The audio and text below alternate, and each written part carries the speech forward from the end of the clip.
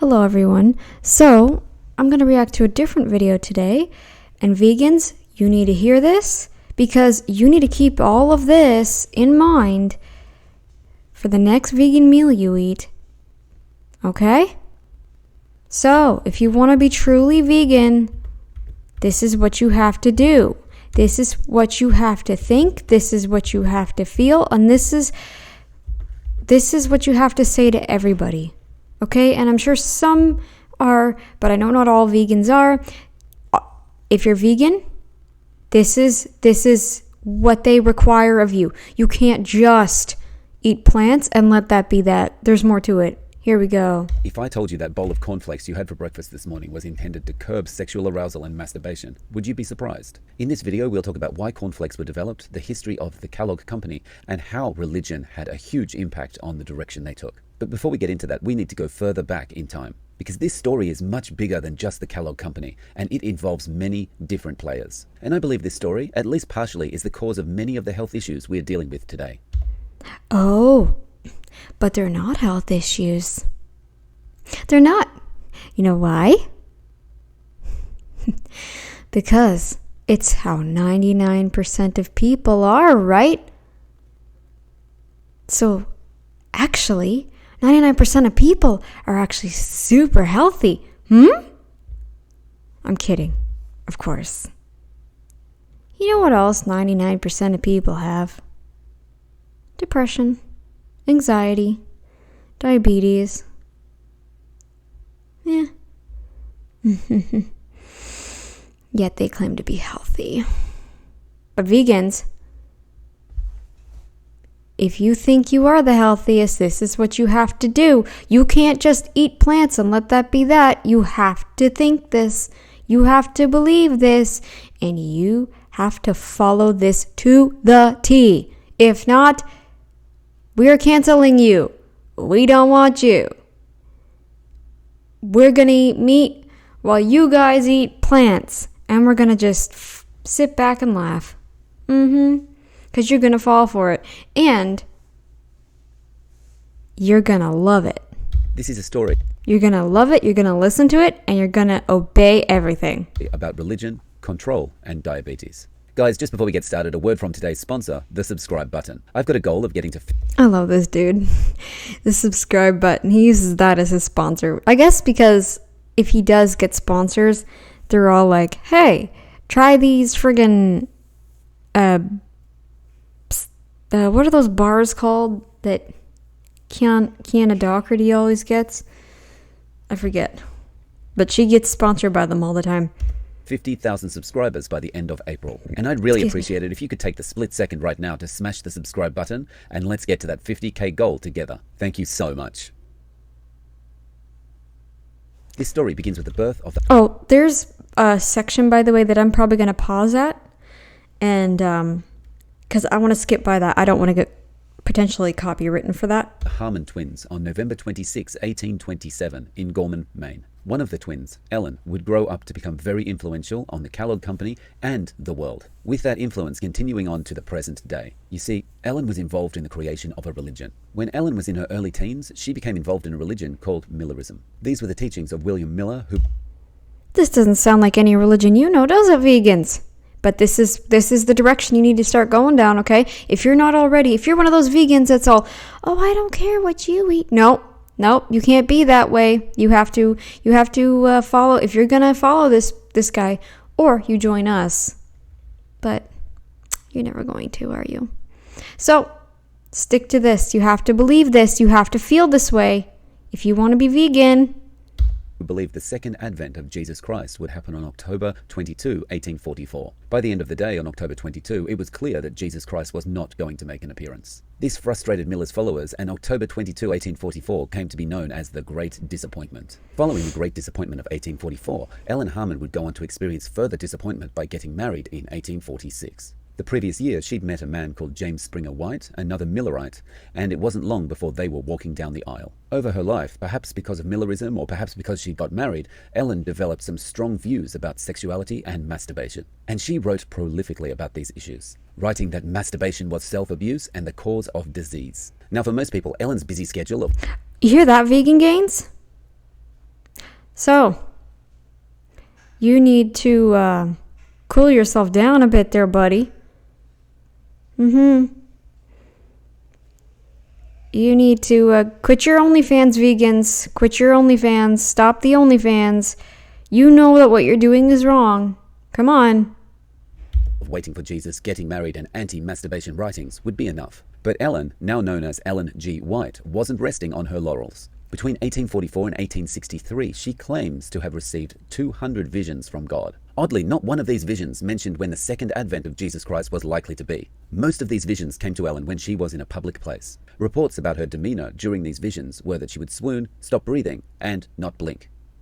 On June 6, 1863, she had a particularly important vision, a vision about health and disease. The vision showed her that vegetarianism was the proper human diet to save humankind and the cure of disease. And to quote Ellen G. White, grains, fruits, nuts, and vegetables constitute the diet chosen for us by our Creator. Anyway, following all these visions and swooning and not blinking, Ellen goes on to found the Seventh-day Adventist Church with hubby James and some other randos from the Miller movement in Michigan in 1863. And Ellen goes on to become the spiritual leader of the church. And as the leader who is a vegetarian, she takes a keen interest in medical work and health reform. And she goes on to found many health sanitariums or health spas around the country. The most famous of these being the Battle Creek Sanitarium in Battle Creek, Michigan in 1866. So far we've heard about visions, swooning, not blinking, founding a religion, and vegetarianism as the savior of humankind. And there you go, vegans. There you go. And it gets better. if you think it's weird up to this point, we're just getting started. Things really go off the rails from here. Ellen G. White goes on to hire Seventh-day Adventist John Harvey Kellogg to run the Battle Creek Sanitarium. John Kellogg ran what became known as the SAN from 1876 to 1943. Under his leadership, John Kellogg turned the SAN into a premier hotel, health spa, hydrotherapy center, and hospital. Keep hydrotherapy in mind. Working with John Harvey Kellogg to run the sanitarium was his brother, William Keith Kellogg. While John managed the whole show, William toiled away as the bookkeeper. And at their busiest times, there were 800 other employees. The sanitarium became an exclusive retreat for the rich and famous, and became world-renowned as a place to regain lost health. And how did they do this? John Kellogg encouraged everyone to eat a low-fat, low-protein vegetarian diet. Yum. You hear that? Yep, and I know a lot of vegans already do this, so you're doing great, vegans, so far. Yep, there you go. Daily exercise was important, as well as daily enemas. That's right, up the bum. And You hear that, vegan gains? That's what you need too. You need to do them daily, okay? Do them daily now. various liquids were used for these enemas, including yogurt. Now, I know you guys don't eat yogurt. However, this is what you need to do, vegans. This is what you gotta use. Yep. I just hope it was low-fat yogurt. The vegetarian diet, the enemas, the absolute abstinence from tobacco, alcohol, and sexual activity were designed to clear your intestinal flora. Ooh, unnatural vegan. Unnatural vegan. Unnatural vegan. I'm talking to you, honey bun. I'm talking to you. Put down the bottles, ma'am.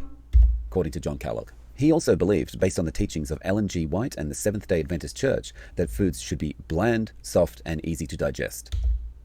There you go, vegans. So stop putting your spices in everything. Okay? Not even salt, by the sounds of things. Okay? Stop putting salt and spices. Yeah, they have to be as bland as possible.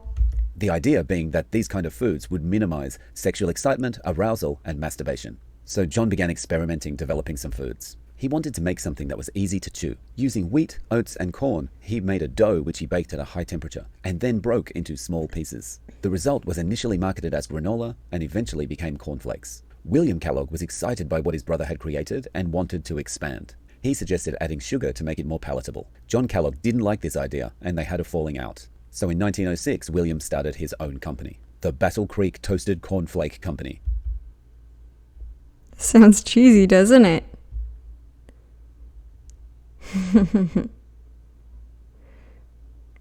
This would go on to become the Kellogg Company that we know today. The same company that manufactures and markets cornflakes, Pop-Tarts, and Pringles. Pop-Tarts. But you know what else is in Pop-Tarts, vegans? There's gelatin in Pop-Tarts. Now, I know vegetarianism isn't exactly veganism, but veganism is one step above. One step above vegetarianism. Yes, it is. And this was all made possible by William Kellogg's idea of adding sugar to the product which John Kellogg had designed. Sugar really is a wonder drug. This is where I'm going to pause. I don't want to get copyright, so I'll come back when this part ends. John Kellogg passed away in 1943 and William in 1951. And so you might be thinking, well, it's all okay. The Kellogg brothers are gone. Kellogg's is now a corporation. And anyway, I don't eat cornflakes or any other breakfast cereals. But there's a problem. Remember that John Kellogg was focused on eating a bland, vegetarian-only diet based... Yeah, so vegans, it's not the fact he's dead now and that you can do whatever you want. No. Nope. You can't just do whatever you want now that he's gone.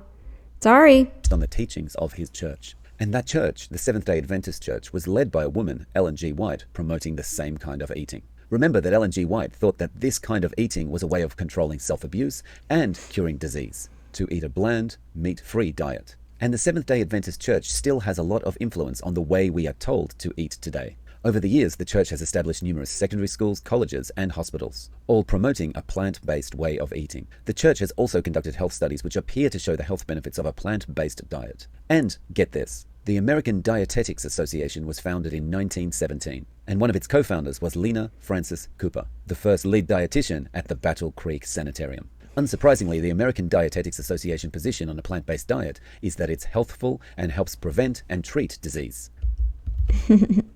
See where you get your information from, vegans? So, I'm just going to turn off my notifications here because I forgot I left them on. So, you guys, vegans, need to realize this is what you're getting yourself into. I'm sure some of you believe this, but I know not all of you do. This is what you need to believe, or you come and join us carnivores. Come to the other side. If that's not what you feel, then you can't be vegan. Okay? You can't follow this diet. You're not supposed to if this is not what you believe. Yeah, if you're going to be vegan, you have to go all the way. Diseases like sexual arousal. Just a look at how influential the church might be. 5 out of... Yeah, you can't have any intercourse, vegans. You got to stop that. Stop your OnlyFans. Stop it all. The 9 authors of a vegetarian position paper from the American Dietetics Association were Seventh-day Adventists. The Seventh-day Adventist Church also runs a company called Sanitarium. This is a health and well-being company which mainly has a presence in Australia and New Zealand, and they manufacture foods such as breakfast cereals. They also provide medical information and fact sheets to doctors. The fact sheets contain recommendations for patients with diabetes and obesity. All that said, if you're not concerned enough already, would it make you concerned to know that there are potentially Adventists on the committee to decide the dietary guidelines for Americans? And if Adventists are influencing what governments recommend the general public eat, then it's no wonder we are being pushed more and more plant-based. There you go, vegans. If you don't want to be a part of this cult, if you feel like this is a cult,